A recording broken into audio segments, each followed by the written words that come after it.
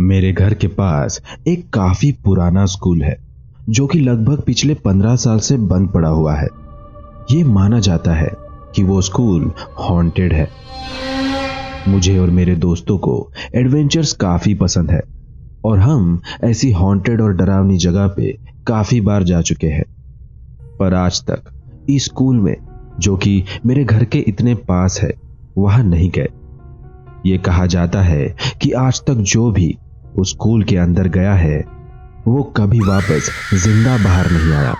किसी को नहीं पता कि उस स्कूल में क्या हुआ था और ना ही कोई जिंदा बचा है अंदर जाने वालों में से जो कि बता सके। पर कुछ तो अजीब और रहस्यमय है इन स्कूल के दीवारों के पीछे। हेलो गाइस, वीडियो के आगे बढ़ने से पहले मैं आपको एक ऐप के बारे में बताना चाहता हूँ। मुझे हो गया है क्रिकेट का भूत सवार, क्योंकि मुझे जीतना है इस बार प्लेयर स्पॉट पर 10 करोड़ तक का इनाम। आ गया है मैच सीजन और प्लेयर स्पॉट की विनिंग्स का भूत तो सब पे चढ़ेगा। डाउनलोड करो player spot fantasy gaming app, जो सिर्फ मेरे ही नहीं, मेरे जैसे 1 करोड़ लोगों का फेवरेट है। और इस सीजन की विनिंग्स तो बवाल है। तो इंडिया के अब हर घर में होगा क्रिकेट का भूत सवार। प्लेयर स्पॉट पे मैं सिर्फ स्पोर्ट्स ही नहीं, बहुत ही इजी एंटरटेनिंग गेम्स भी खेलता हूँ, जैसे ludo, rummy, snakes and ladders, call break, ऐसे 15 प्लस एक्साइटिंग गेम्स जिनको खेलकर जीत सकते हो अप टू 50 lakhs। अब बोलोगे प्लेयर स्पॉट ही क्यों? 10 करोड़ तक की विनिंग प्राइस और रोज ऐसे नए नए अलग offers. Easy withdrawal with no KYC. 1 crore users, trustworthy and secure है। Available on iOS and android. तो इस मैच सीजन अपने दोस्तों को भी यहाँ बुलाओ और जीतो रेफर एंड अर्न का बोनस। अब लेट मत करो, नीचे लिंक से तुरंत क्लिक करके इंस्टॉल करो प्लेयर स्पॉट ऐप और भिड़ते हैं अपने फेवरेट क्रिकेट टीम या फेवरेट गेम के साथ। Link is in the description. हर अमावस्या की रात को आसपास से गुजरने वालों को एक औरत की आवाज सुनाई देती है। किसी को औरत की डरावनी हंसी सुनाई देती है तो किसी को उसकी चीखें। मेरे एक दोस्त ने एक शाम हम सबको स्कूल के ग्राउंड पे आने के लिए कहा। बाहर काफी तेज बारिश हो रही थी, जो कि इस माहौल को और डरावना बना रही थी। हम सब स्कूल के ग्राउंड में जमा हुए और सबने अपनी टॉर्च चेक की। हमने डिसाइड किया कि हम आज स्कूल के पीछे का राज पता करके रहेंगे। हम सब स्कूल के अंदर जाने के लिए रास्ता ढूंढने लगे। सारे दरवाजे और खिड़कियां बंद थी। तभी राहुल को ग्राउंड फ्लोर पे एक खिड़की खुली दिखाई दी। हम सब उस खिड़की से स्कूल के अंदर चले गए। अंदर काफी अंधेरा था और हम बाहर बारिश और कड़कड़ाती बिजली की आवाज अच्छे से सुन पा रहे थे। हम उस रूम से बाहर निकले और कॉरिडोर में चलने लगे। जब हम कॉरिडोर में चल रहे थे तो हमें ऐसा महसूस हो रहा था जैसे कोई हमें देख रहा हो। हमने आसपास देखा पर हमें कोई दिखाई नहीं दे रहा था। अचानक मेरे फ्रेंड जेकब ने हमें रुकने का इशारा किया। हम सब एकदम शांत वहीं के वहीं खड़े थे। जेकब को शायद कोई दिखाई दिया था, जो कि कॉरिडोर में खड़ा था। अभिजीत ने अपनी टॉर्च ऑन की और जैसे ही उसने सामने की ओर टॉर्च दिखाई तो हमने देखा कि एक काला साया हमारे सामने से भागते हुए एक क्लासरूम में चला गया। वो जो कुछ भी था 2 पैरों पे नहीं चल रहा था। मेरे हाथ पैर कांपने लगे। वैसे तो मैं काफी ब्रेव हूं और मेरे फ्रेंड्स के साथ हम लोगों ने कब्रिस्तान तक पे हाइड एंड सीक खेला है। पर जब मैंने उस काले साए को मेरे सामने से इस तरह भागते हुए देखा तो मेरे पसीने छूट गए। हम सब धीरे धीरे उस क्लासरूम की ओर जाने लगे ताकि हमें पता लग सके कि वो क्या चीज थी। हम क्लासरूम के अंदर गए और देखा कि पूरा क्लासरूम खाली पड़ा था और हमें एक आवाज आ रही थी, जैसे कहीं से फ्लोर पे पानी टपक रहा हो। हमने सोचा शायद बारिश का पानी छत पे लीकेज होने के कारण टपक रहा होगा, क्योंकि वो स्कूल 15 साल से बंद पड़ा था। पर जब हमने अच्छे से देखा तो हमें रियलाइज हुआ कि वो पानी नहीं, खून था।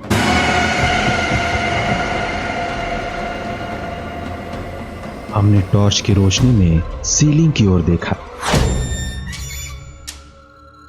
तो जो हमने देखा वो देख हमारे पैर मानो जमीन में धंस गए।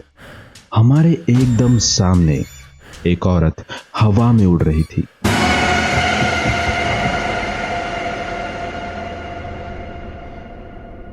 उसकी हाइट किसी आम इंसान से ज्यादा थी।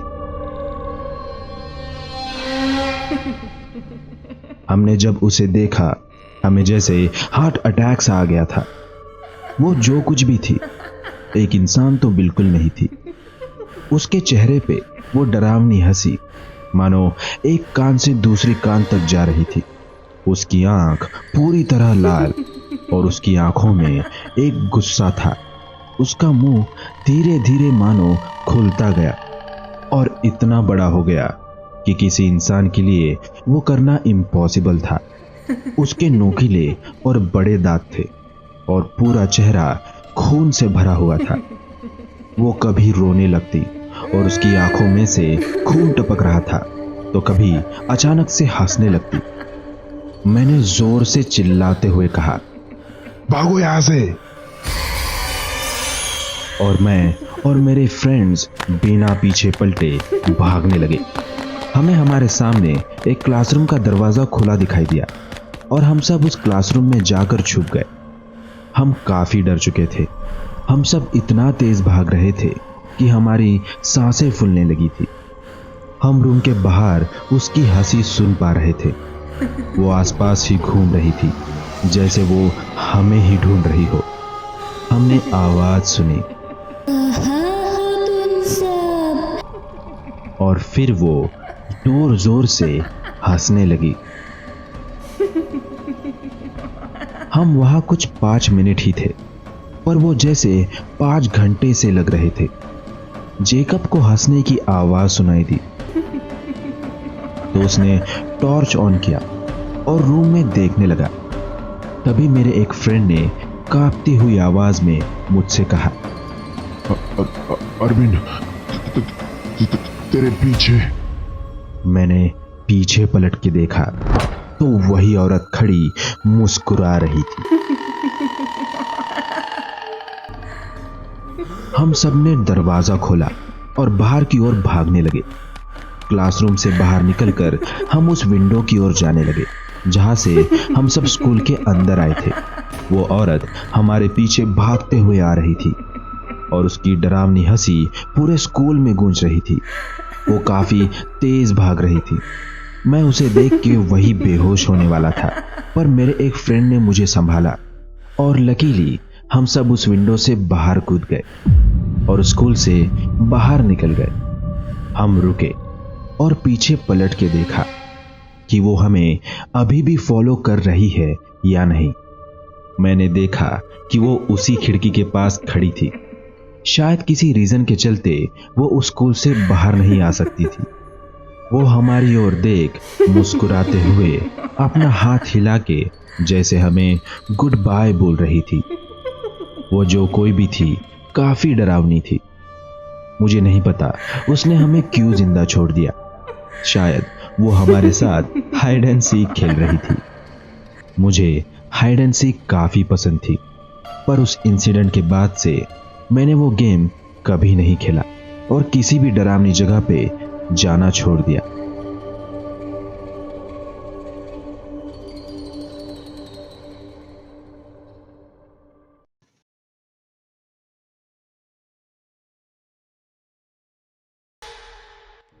ये इंसिडेंट मेरे एक फ्रेंड जैक के साथ हुआ था।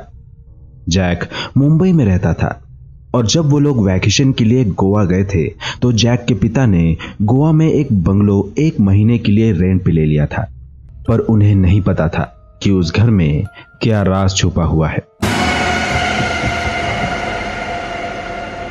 जैक ने मुझे बताया कि उस घर में उनकी पहली रात उन्हें एक औरत की रोने की आवाज सुनाई दी। उन्होंने पूरा घर चेक किया पर उन्हें कोई नजर नहीं आया। कुछ देर तक वो आवाज आती रही और फिर एकदम से सब शांत हो गया। जैक को हमेशा ऐसा महसूस होता था कि उसे कोई देख रहा हो। एक बार जब जैक सुबह सुबह ब्रश कर रहा था तो उसने मिरर में एक डरावनी औरत का रिफ्लेक्शन देखा जो बिल्कुल उसके पीछे खड़ी थी। उसने जोर से चिल्लाया और उसकी आवाज सुन उसके पेरेंट्स भागते हुए उसके पास आए। पर जब तक उसके पेरेंट्स उसके पास पहुंचे वो औरत वहां से गायब हो चुकी थी। ये सारे इंसिडेंट्स अब कॉमन हो चुके थे।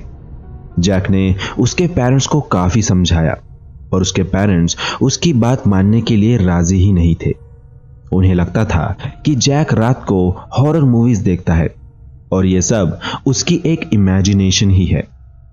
पर एक रात जब सब लोग सो रहे थे उन्होंने फिर से उस औरत की रोने की आवाज सुनी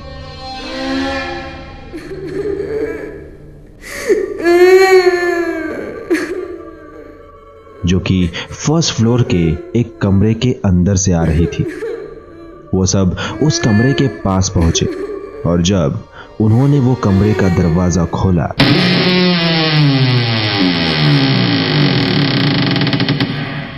तो उन्होंने जो देखा वो देख उनके रोंगटे खड़े हो गए। एक औरत बेड पे दीवार की ओर मुंह करके बैठी थी और उसके दोनों हाथ चैन से बंधे हुए थे और जोर जोर से रो रही थी। जब जैक के पिता ने पूछा कौन है वहां, कि तभी उस औरत का रोना बंद हो गया और वो जोर जोर से हंसने लगी। उसकी हंसी इतनी डरावनी थी कि वो सुन कोई भी डर जाता। वो औरत अपना सिर अजीब तरीके से घुमाने लगी और एकदम से पूरी तरह उनकी ओर कर दिया। उसके चेहरे को देख उन सब की चीख निकल गई और वो सारे उस रूम से बाहर भागते हुए आए और रूम को लॉक कर दिया। उस औरत का चेहरा काफी डरावना था। उसकी आंखें आंसुओं से भरी थी और उसके चेहरे पे एक डरावनी हंसी थी। उन्होंने तुरंत ही अपने बैग्स पैक किए और उस बंगलो को छोड़ सीधा अपने घर मुंबई आ गए। उनके कुछ रिलेटिव्स गोवा में रहते थे और जब उन्होंने उनसे उस बंगलो के बारे में पूछा तो उन्हें पता चला कि कुछ साल पहले उस बंगलो में एक 22 साल की लड़की को उसके भाई ने प्रॉपर्टी के चलते काफी टॉर्चर किया था। उनके पिता ने मरने से पहले प्रॉपर्टी के 2 हिस्से किए थे और 50-50% प्रॉपर्टी दोनों भाई बहन को बांट दी थी। पर उसके बेटे को सारी 150 करोड़ की प्रॉपर्टी चाहिए थी तो उसने उसकी बहन को चेन से बांध दिया और उस घर पे अकेला छोड़ दिया। वो रोती गिड़गिड़ाती रही पर उसकी आवाज किसी ने नहीं सुनी।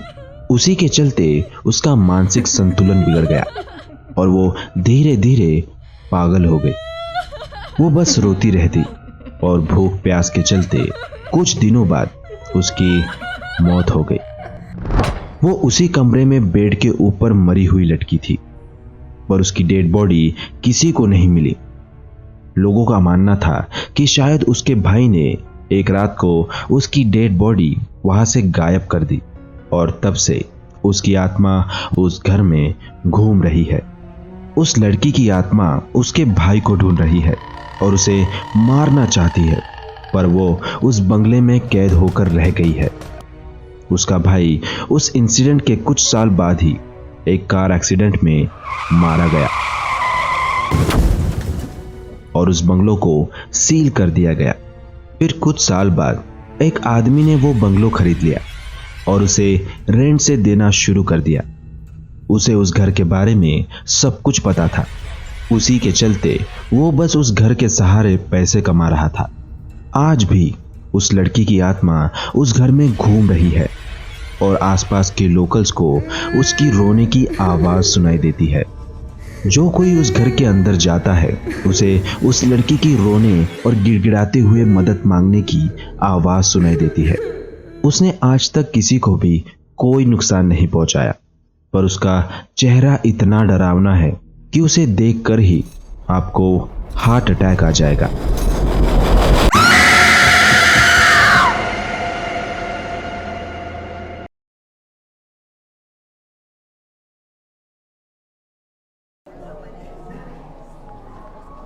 मैं टोक्यो में रही हूँ। रोज सुबह मैं सबवे से ही अपने जॉब पे जाती हूँ। मेरा लोकल सबवे स्टेशन शिनकोइवा स्टेशन है, जो कि चियाओ लाइन पे है। ये स्टेशन बाकी स्टेशन से अलग है क्योंकि यहाँ काफी लोगों के सुसाइड्स केसेस हुए हैं। इसी के चलते इसे सुसाइड स्टेशन का नाम दिया गया है। कुछ बीते सालों में यहाँ अनगिनत डिप्रेस्ड और मिसगाइडेड लोगों ने ट्रेन के सामने खुद की ही जान ली है। ये काफी बड़ी प्रॉब्लम हो चुकी है, इसलिए यहाँ सबवे में काफी सारे मिरर्स लगाए गए हैं। ये कहा जाता है कि कोई भी इंसान ट्रेन के सामने कूदने से पहले अगर खुद का चेहरा देख ले तो उसका माइंड चेंज हो सकता है। पर मुझे कोई आइडिया नहीं है कि ये सच में काम करता है या नहीं। ये लास्ट वीक की ही बात है, जब एक और सुसाइड स्टेशन पे हुआ। मैं वही थी जब ये सब हुआ। मैंने सब कुछ देखा। ये सुबह सुबह की बात है। मैं अपने ट्रेन का वेट कर रही थी। वही बस कुछ गिने चुने पैसेंजर्स ही थे प्लेटफॉर्म पे। मैंने लाउड स्पीकर पे एक आवाज सुनी। 各駅停車、大船行きが参ります。危ないですから黄色い線まで。 वो एक अनाउंसमेंट थी कि ट्रेन आ रही है और सभी पैसेंजर्स को ट्रैक से दूर रहना है। तभी मैंने एक औरत को देखा जो मेरे सामने ही खड़ी थी। वो एक सिंपल और ऑर्डिनरी लेडी थी जिसकी उम्र शायद 26 या 27 साल होगी। पर कुछ था जो मुझे उस औरत में अजीब लगा।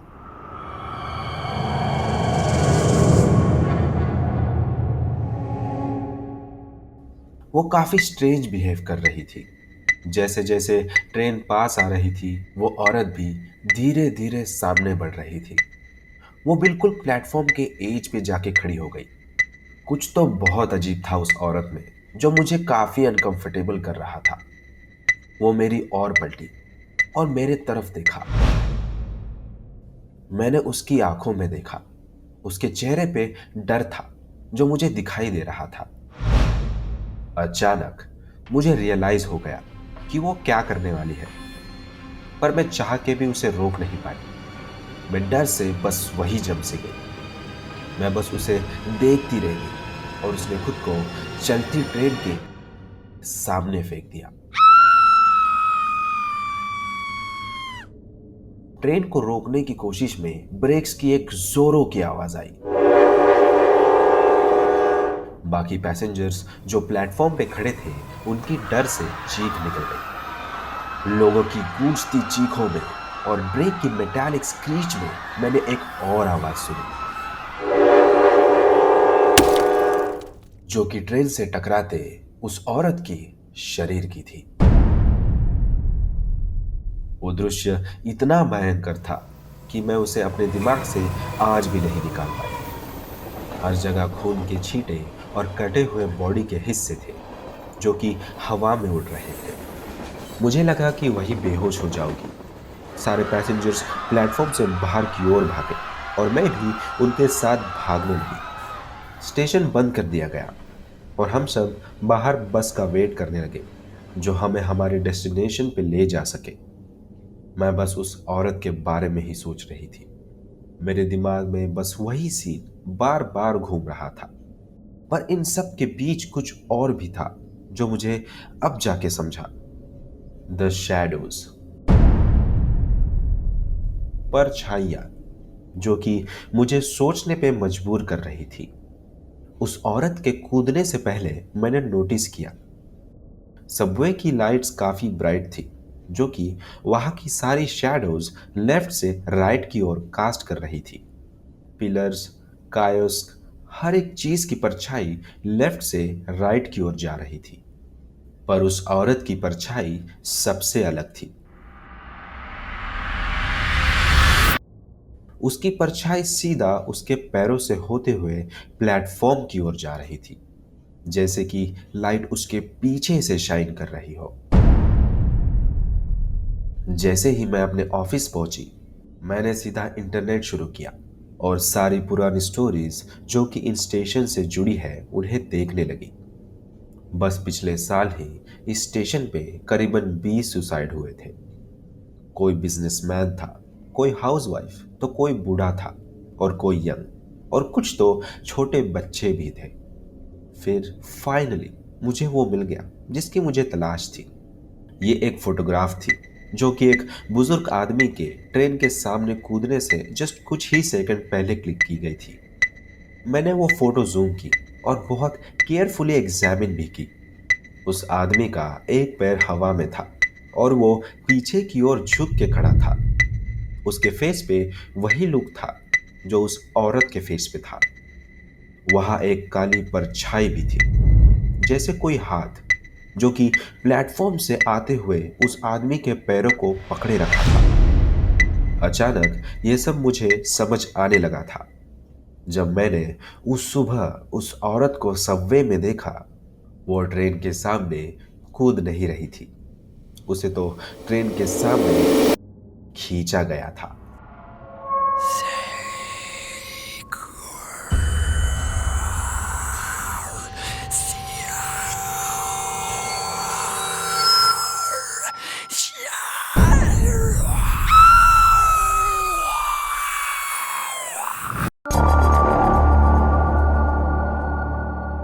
ये कहानी एक सच्ची घटना पर आधारित है। ये कहानी एक होटल रूम 310 की है जो यूनाइटेड स्टेट्स में बेस ओरेगॉन में है। होटल के मालिक ने इस बात को छुपाने के लिए काफी कुछ किया, पर फिर भी धीरे धीरे ये कहानी लोगों तक पहुंच ही गई। उस प्लेस का नाम है द ओरेगॉन केव्स शैटू। एक औरत वॉशिंगटन से अपने घर जा रही थी जो कि कैलिफोर्निया में था। शाम हो चुकी थी और धीरे धीरे स्नो भी पड़नी शुरू हो गई थी। अंधेरा होने से पहले वो ओरेगॉन के ही एक छोटे से टाउन में पहुंच गई, जहां उसने सोचा कि आज की रात यही स्पेंड करना सेफ होगा। थकान और भूख के चलते उसने डिसाइड किया कि उसे जो भी पहला होटल दिखेगा वो वहीं रुक के रात गुजार लेगी। कुछ देर चलते ही उसे एक पुराना होटल दिखाई दिया जो कि मेन रोड पे ही था। गाड़ी पार्किंग में लगाकर वो होटल के अंदर गई। होटल की लॉबी पुराने वुड से बनी हुई थी और वहां एक अधेड़ उम्र का क्लर्क खड़ा उस औरत को देख मुस्कुरा रहा था। उस औरत ने अपनी आईडी दिखाई और एडवांस पेमेंट करके क्लर्क ने उसे उसके रूम की चाबी पकड़ाई। उसका रूम 3rd फ्लोर पे था और रूम नंबर था 310। एक नौकर ने लगेज रूम तक ले जाने में मदद की। वो लोग 3rd फ्लोर पे पहुंच गए। उस औरत ने जैसे ही रूम का दरवाजा खोला,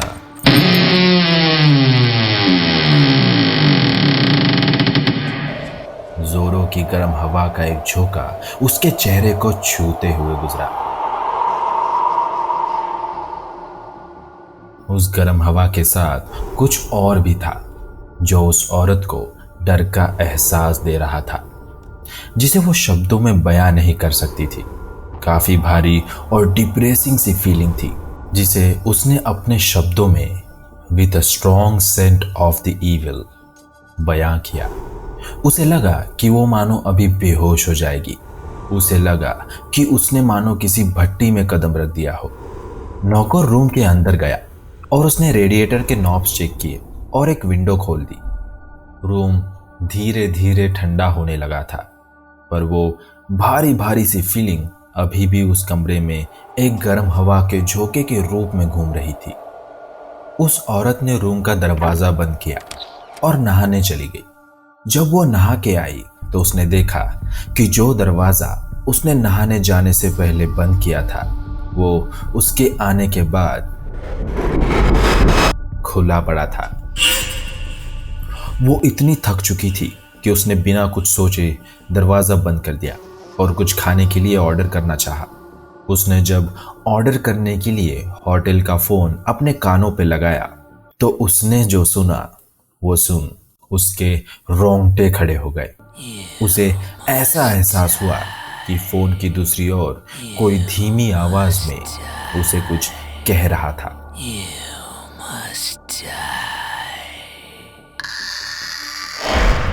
उसने जल्दी से फोन रखा और बिना कुछ ऑर्डर किए सोने की कोशिश करने लगी। उसे अब भी ऐसा एहसास हो रहा था मानो कोई उसके कानों में कुछ विस्पर कर रहा हो।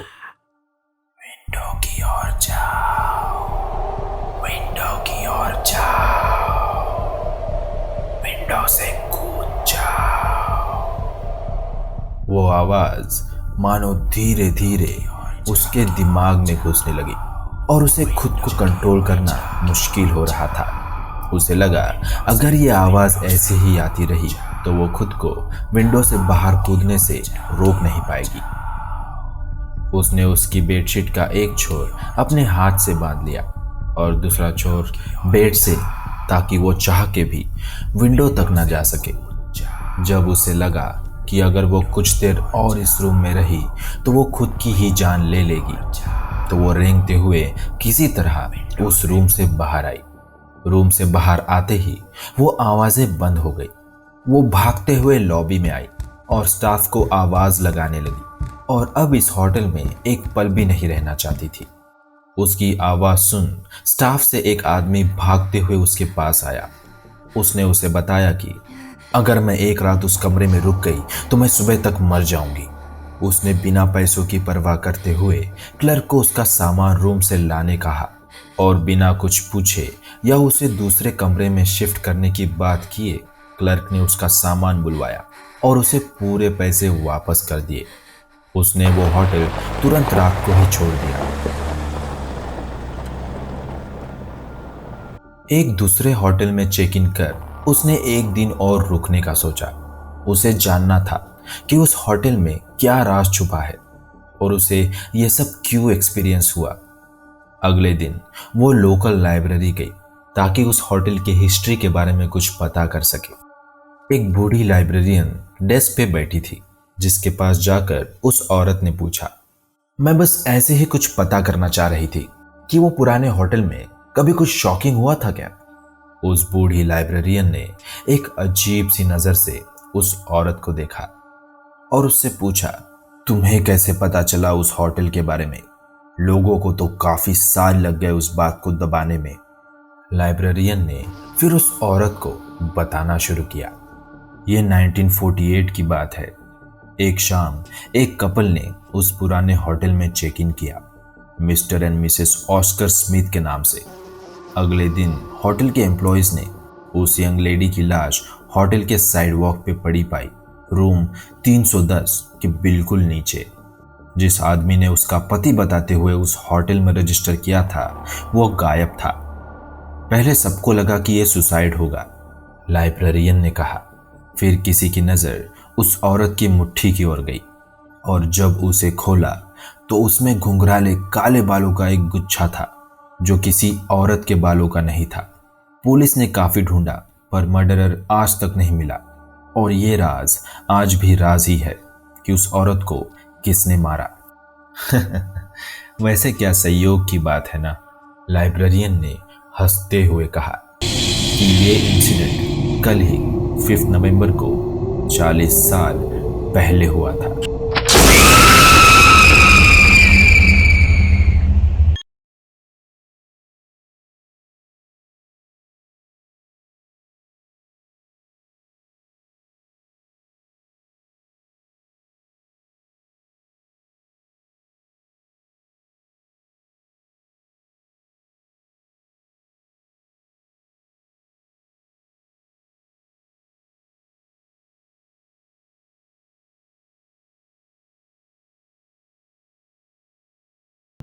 ये कहानी एक सच्ची घटना पर आधारित है। ये कहानी है महाराष्ट्र में एक छोटे से शहर रामटेक की। अमन, अजय और यश को एंशिएंट जगहों को विजिट करना और हॉन्टेड एक्सपीडिशंस पर जाना काफ़ी पसंद था। अजय काफ़ी रिसर्च करता था अपने आसपास की प्लेसेस जो ज़्यादा लोगों को नहीं पता और वो लोग वहाँ घूमने जा सके। उसने नगरधन किले के बारे में सुना जो कि रामटेक में बसे एक छोटे से गांव में है। जो सालों पुराने एक गोंड राजा का था। वहाँ के गांव वालों का मानना था कि वो किला हॉन्टेड है। वहाँ के लोगों को एक औरत की परछाई दिखाई देती है और उसकी आवाज़ भी सुनाई देती है। किला काफ़ी विशाल और पुराना था और सदियों से वहाँ कोई नहीं रहता था। अब वो किला एक टूरिस्ट स्पॉट बन चुका है। लोग वहाँ सुबह शाम अपनी फैमिली के साथ आते और समय बिताते थे। अजय को लगा यह एक अच्छी जगह होगी एक्सप्लोर करने के लिए, पर सुबह नहीं, रात में वहाँ ठहरना पॉसिबल नहीं था, क्योंकि कैसल के गेट्स टूरिस्ट के लिए 6 बजे तक ही खुले रहते थे और फिर बंद हो जाते थे। ऐसे में उनका किले के अंदर रह पाना बहुत मुश्किल था। अजय, अमन और यश उस किले पर पहुंचे। शाम का समय था और अभी भी थोड़े टूरिस्ट उसका समय घूम रहे थे। उन तीनों के अंदर जाते ही यश को एक बोर्ड नजर आया। उस पर लिखा था कि इस गवर्नमेंट प्रॉपर्टी पर विजिट टाइमिंग्स के अलावा ट्रेसपासिंग बिल्कुल भी अलाउड नहीं है। यह देखकर यश थोड़ा घबरा गया, क्योंकि उनका प्लान कुछ ऐसा था कि किले के अंदर जाते ही वो कहीं छुप जाएंगे और किला बंद होने तक वहीं रहेंगे, ताकि वो किला बंद होने के बाद भी अंदर ही घूम सके। कुछ ऐसा ही हुआ जब सिक्योरिटी गार्ड्स बचे कुछ टूरिस्ट को बाहर जाने के लिए कह रहे थे, क्योंकि किला बंद करने का टाइम हो गया था। गार्ड ने किला ऊपर ही ऊपर तलाशा और जब उसे लगा कि सारे लोग चले गए हैं तो उसने बाहर जाकर मेन डोर बंद कर दिया। ये एक ही रास्ता था किले से आने और जाने का। ताला लगाने और गार्ड के घर के लिए रवाना होने की आवाज़ सुनकर अजय, अमन और यश उस पुरानी कोठी से बाहर निकले जहां वो छुपे हुए थे। रात होने लगी थी। उस किले में बड़ी बड़ी दीवारें थी, बड़े बड़े कमरे और नीचे काफ़ी सीढ़ियाँ जो कहा जाती थी किसी को नहीं पता। उन तीनों ने अपनी टॉर्च निकाली और किले के अंदर से चक्कर लगाने लगे। एक अजीब सा सन्नाटा था, बस उन तीनों के चलने की आवाज़ आ रही थी। रात काफ़ी हो गई थी। वो तीनों दोस्त किले के बीच में एक खाली जगह पहुंचे। अब अमन घूम घूम कर बोर हो चुका था। उसने कहा, क्या यार अजय, तूने तो कहा ये किला हॉन्टेड है, यहाँ तो चूहों और मकड़ियों के अलावा और कुछ भी नहीं है। उस पर अजय बोला, मुझे तो लगता है ये कहानियां सिर्फ कुछ लोगों ने ऐसे ही बनाई होगी। चलो हम निकलते हैं यहाँ से। वो तीनों वहां से चलने ही वाले थे कि तभी उन तीनों की टॉर्च एकदम से बंद हो गई। उन तीनों के होश उड़ गए ये देखकर। यश डरते हुए बोला, ये कैसे हुआ? भाई मुझे कुछ ठीक नहीं लग रहा, अपन चलते हैं यहाँ से। अरे यार फट्टू, टॉर्च ही तो बंद हुई है, it's just a coincident. Ajay ने कहा। एक काम करो, मेरे पास लाइटर है, तुम कुछ लकड़ियाँ जमा करो, एक बॉनफायर लगाते हैं और चेक करते हैं क्या प्रॉब्लम है, ठीक है?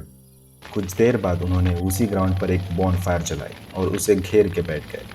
वो बातचीत कर ही रहे थे कि एकदम से ठंड बढ़ गई। तीनों दोस्त सर्दी से कांप रहे थे। वे तीनों बॉनफायर पे अपने हाथ सेक रहे थे कि तभी दूर से कुछ उड़कर सीधा उनके बॉनफायर पर आके लगा, जिससे सारी लकड़ियां बिखर गई। तीनों के होश उड़ गए ये देखकर कि जो चीज वहां पर आकर गिरी थी वो एक हिरन का कटा हुआ सिर था। ये देखकर वो काफी डर गए और हड़बड़ी में उठकर गेट की तरफ भागने लगे। भागते भागते अजय के पैर पे कुछ जोर से आके लगा और वो चिल्लाया। अमन और यश अजय के पास आए तो उसके पैर से खून निकल रहा था। उसके बाजू में एक पत्थर पड़ा हुआ था। यश ने वो पत्थर उठाया और यहाँ वहां देखा तो चांद की रोशनी में जो उसे दिखा वो देखकर उसकी जान जैसे हलक में आ गई थी। उसने देखा कि थोड़ी ही दूर एक बड़े से पत्थर पर कोई बैठा हुआ है। वो एक औरत थी जिसके लंबे बाल और बदन पर खून के निशान थे और उसके हाथ में सिर कटा हिरन था। वो हिरन खा रही थी। उस औरत ने अगले ही पल इन तीनों की तरफ देखा और जोर जोर से हंसने लगी। उन तीनों की जान बस अब हलक तक थी। अमन और यश ने अजय को उठाया और तीनों भागते हुए गेट तक पहुंचे। गेट बंद था और कई कोशिशों के बाद भी नहीं खुला। उन तीनों को उनकी मौत उनके सामने दिख रही थी। तभी अजय को गेट के थोड़ी ही दूर एक छोटी सी सुरंग दिखाई दी। उसे लगा इस सुरंग से बाहर निकला जा सकता है। वो तीनों किसी तरह उस सुरंग से किले से बाहर आए और भागने लगे। यश ने पीछे पलट कर देखा तो वही औरत किले के ऊपर खड़ी होकर उनकी तरफ ही देख रही थी। वो लोग दौड़ते हुए पास के गांव पहुंचे। वहां वे एक दुकान के पास जाके रुके और थोड़ी सांस लेने लगे। वो दुकान अभी भी खुली थी और वहां कुछ लोग भी थे। गांव के लोग इन तीनों को इस हालत में देखकर दंग रह गए और उन्होंने पूछा कि क्या हुआ है। अमन ने सारी बात बताई। ये सुनकर एक बूढ़ा इंसान हंसने लगा, जिस पर अमन ने गुस्से से कहा, आपको हमारी हालत पर हंसी आ रही है? उस पर उस बूढ़े आदमी ने बताया कि तुमने जो देखा वो उस किले की चुड़ैल है जो वहां सालों से रहती है। वो किले के आसपास वाले इंसानों को तो कुछ नहीं करती, लेकिन जो भी रात को किले के अंदर होता है, चाहे इंसान हो या जानवर, उसे जान से मार देती है। कोई नहीं जान पाया कि वो कौन है और वहां क्यों है। बस इतना ही जानते हैं कि वो खून की प्यासी है। ये सुनकर अजय, अमन और यश ने ये सोचा, अगर उस रात उस औरत के पास खाने को हिरन नहीं होता तो क्या।